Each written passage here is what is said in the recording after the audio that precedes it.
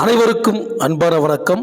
இந்த வீடியோவில் நாம் இந்த 2024ஆம் ஆண்டின் ஜூலை மாத ராசி பலன்களை பார்க்கலாம். நிகழும் ஸ்ரீ மங்களகரமான குரோதி வருடம் ஆனி மாதம் 17ஆம் தேதி திங்கட்கிழமை தசமி திதி அஸ்வினி நட்சத்திரம் ஏகாதேசி விரதம் கூடிய நாளில் இந்த 2024ஆம் ஆண்டின் 7வது மாதமான ஜூலை மாதம் பிறக்கின்றது. மாத தொடக்கத்தில் கிரகங்களின் சஞ்சாரத்தை பார்த்தால் மேஷத்தில் செவ்வாய், ரிஷபத்தில் குரு பகவான், மிதுனத்தில் சுக்கிரன் சூரியன், கடகத்தில் புதன், கன்னியில் கேது, கும்பத்தில் சனி பகவான் வக்ர நிலையிலும், மீனத்தில் ராகு என இந்த ஜூலை மாதத்தில் கிரகங்கள் சஞ்சரிக்கின்றன. இந்த ஜூலை மாதம் அற்புதமான மாதம். ஆனி மாதமும் ஆடியும் இணைந்த மாதம் இந்த ஜூலை மாதம். சூரியன் மிதுனம் மற்றும் கடகராசியில் பயணம் செய்வார். இந்த ஜூலை மாத தொடக்கத்தில் சனி பகவான் வக்ர நிலையில் தனது ஆட்சி வீடான கும்பராசியில் சஞ்சரிக்கின்றார். இதுவரை ஒவ்வொரு ராசிக்காரருக்கும் நடந்த பலன்கள் மாற்றமடையும். சனி எந்த திசையில் செல்கிறார், உங்கள் ராசிக்கு எத்தனையாவது இடத்தில் இருக்கின்றார் என்பதை வைத்து உங்களின் வாழ்க்கை மேலே போகப் போகின்றதா, கீழே விழப்போகின்றதா என்று இந்த ஜூலை மாத ராசி பலன்களை பார்க்கலாம். சனியின் மூலம் வாழ்ந்தவர்களும் உண்டு, வீழ்ந்தவர்களும் உண்டு. இந்த சனிதான் இப்பொழுது வக்ரமாக இருக்கின்றார். இந்த வக்ர பயிற்சி என்பது அவ்வப்போது சனி பகவான் முன்னும் பின்னும் நகர்ந்து பலன்களை மாற்றுவார். தற்போது கும்பத்தில் சனி பகவான் பின்னோக்கி சதய நட்சத்திரத்தில் செல்கின்றார். மேலும் ஜூலை 17ஆம் தேதி சுக்கிரன் கடகராசிக்கு பயிற்சி ஆகின்றார். ஜூலை 11ஆம் தேதி செவ்வாய் மேஷ ராசியிலிருந்து ரிஷப ராசிக்கு பயிற்சி ஆகின்றார்.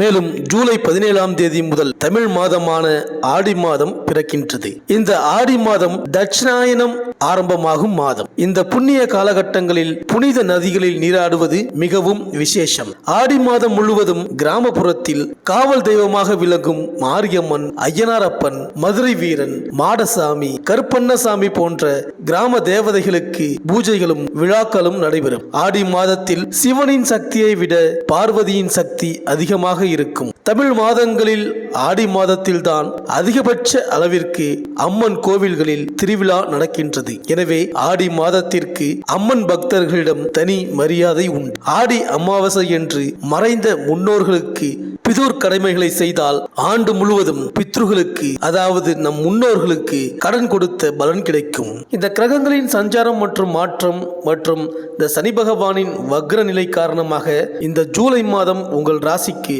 என்னென்ன பலன்கள் கிடைக்கப் போகின்றது, நீங்கள் செய்ய வேண்டிய பரிகாரங்கள் என்ன என்று இந்த வீடியோவில் பார்க்கலாம். சனி பகவானை ராசிநாதனாக கொண்ட கும்பராசி அன்பர்களே, இந்த 2024ஆம் ஆண்டின் ஜூலை மாத கிரக நிலைகளை ஆராய்ந்து பார்க்கும் பொழுது மாத தொடக்கத்தில் கும்பராசியில் சனி பகவான் வக்ரம் பெற்று சஞ்சரிக்கின்றார். உங்கள் ராசிநாதனாகவும் விரையாதிபதியாகவும் விளங்குபவர் சனி பகவான். அவர் வக்ரம் பெற்று சஞ்சரிக்கும் இந்த நேரத்தில் மனக்குழப்பம் அதிகரிக்கும். எதையும் துணிந்து செய்ய இயலாது. எந்த ஒரு காரியத்தையும் ஒரு முறைக்கு இருமுறை செய்ய வேண்டிய சூழ்நிலை உருவாகும். பொருளாதார பற்றாக்குறையின் காரணமாக ஒரு சிலருக்கு கைமாற்று வாங்கும் சூழல் கூட உண்டாகும்.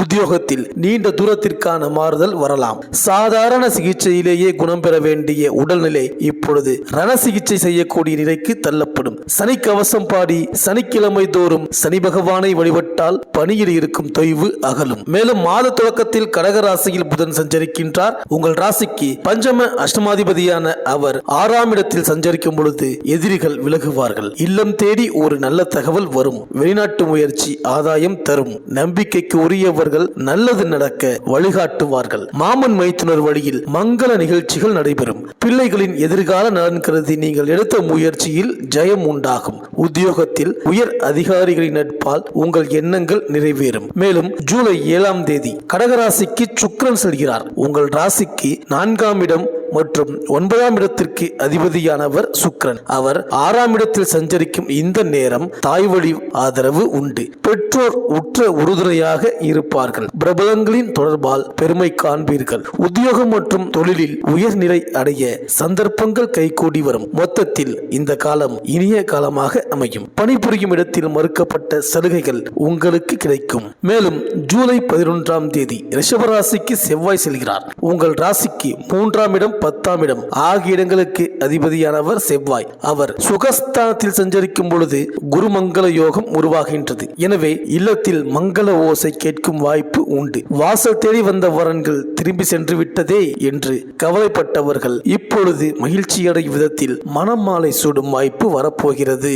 தைரியமும் தன்னம்பிக்கையும் அதிகரிக்கும். உடன்பிறப்புகள் உங்கள் முன்னேற்றத்திற்கு வழிகாட்டுவார்கள். பொது வாழ்வில் உள்ளவர்களுக்கு மேலிடத்து நிர்பந்தம் அதிகரிக்கும். வியாபாரம் தொழில் செய்பவர்களுக்கு அதை விரிவு செய்ய போதுமான பொருளாதாரம் கிடைக்கும். உத்தியோகத்தில் உள்ளவர்களுக்கு ஊர் மாற்றம் உறுதியாகலாம். கலைஞர்களுக்கு நிதி பற்றாக்குறை அகலும். மாணவ மாணவிகளுக்கு ஆசிரிய பெருமக்களின் அறிவுரை முன்னேற்றத்தை வழங்கும். பெண்களுக்கு வரவை காட்டிலும் செலவு கூடும். ஆரோக்கியத்தில் கவனம் தேவை. மேலும் குரு பகவான் உங்கள் ராசிக்கு 4ஆம் இடத்தில் சஞ்சரிக்கின்றார். அறிவுத்திறன் செயல்திறமை எதையும் சீர்தூக்கி பார்த்து அவற்றின் சாராம்சங்களில் உள்ள லாப நஷ்டங்களுக்கு ஏற்ப நிதானம் தவறாமல் செயல்களை செய்து வருவீர்கள். உங்களின் அடக்கம், அமைதி, பொறுமை, விவேகம் ஒருங்கிணைந்து போகும் பாங்குகள் தான் உங்களின் வளர்ச்சி. வாக்கு சுத்தம் கொண்ட உங்களுக்கு சில சந்தர்ப்பங்களில் சோதனைகள் ஏற்படக்கூடும். வாக்குஸ்தானம் தனபாவம், குடும்பஸ்தானம் நேத்திரம் எனும் கண் பாவத்தில் இயற்கை பாபர் அமர்ந்து விரய பாவத்தையும் நோக்குவதால் சில வேண்டாத தவிர்க்க முடியாத வீண் விரயங்கள், பயணங்களில் இடையூறுகள் வரத்தான் செய்யும். குடும்பத்தில் குதர்க்கமான பேச்சுக்களை கையாளாமல் அமைதி காத்தால் சிறப்பு சேர்க்கும் பலன் உண்டு. சகோதரத்துவம் கொண்டே செயல்படுவீர்கள். சகோதர உறவுகள் சிறக்கும். சுகபோகங்களுடன் தைரியமாய் எல்லா காரியங்களையும் செய்து வந்து வெற்றி காண்பீர்கள். நட்சத்திர நாதனும் குடும்ப பாவதியுமான இயற்கை சுபர் தனகாரகன் சுகஸ்தானம் மாத்ருஸ்தானம் தித்யாஸ்தானத்தில் அமர்ந்து பலன்களை அளிப்பதால் வீடு, மனை, வண்டி, வாகனம் வாங்கி விற்க தக்க தருணமே.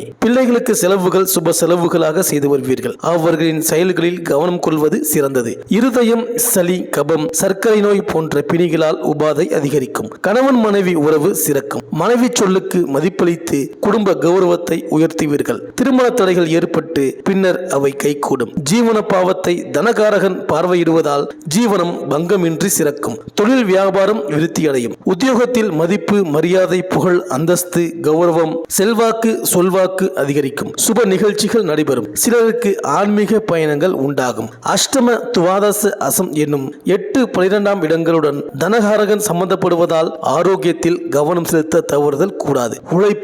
உழைப்புக்கு தகுந்த அங்கீகாரம், சன்மானம், பிரபலம் ஏற்படும். பெண்களுக்கு சிறந்த பண்பு, ஒழுக்கம், அறிவுடன் காணப்பட்டாலும் சில மாதங்களாக வார்த்தைகளில் கனிவு இல்லாமை, நாணயம் தவறுதல், உஷ்டமான வார்த்தை பிரயோகம், குடும்பத்தில் சஞ்சல போக்குடன் காணப்படுகின்றீர்கள். அவசரம் கொள்ளாமல் படபடப்புகளுக்கு இடமளிக்காமல் பொறுமையுடன் உங்களது திறனை பயன்படுத்தினால் வெற்றி மேல் வெற்றி உண்டு. நாவினார் சுட்ட வலுவுக்கு இடம் கொடுக்காதீர்கள். உத்தியோகத்தில் மதிப்பு கூடும். சுப செலவுகள் அதிகரிக்கும். மாணவர்களுக்கு உடன் இருக்கும் நண்பர்களுக்காக ஆடம்பர வீண் விரயங்கள் செய்வதை தவிர்க்க வேண்டும். தன் கையே தனக்கு உதவி என்பதை அறிய வேண்டும். கல்விக்கு முதலில் முக்கியத்துவம் அளித்து உங்களின் அறிவு ஆற்றலை வளர்த்துக் கொள்ளுங்கள். அரசியல்வாதிகளுக்கு தனி திறமையுடன் தன் நிலையை தக்க வைத்துக் கொள்வீர்கள். பிறருடன் பழகும் போதும் பேசும் பொழுதும் கவனமும் முன்னெச்சரிக்கையும் தேவை. எல்லாவற்றையும் பரிமாறிக்கொள்ளாமல் தனக்கென ஒரு பாதை வழிவகுத்து வெற்றி காண்பீர்கள். இந்த கும்பராசி அன்பர்கள் செவ்வாய் தோறும் மகா சக்தியை வழிபட்டு வாருங்கள்.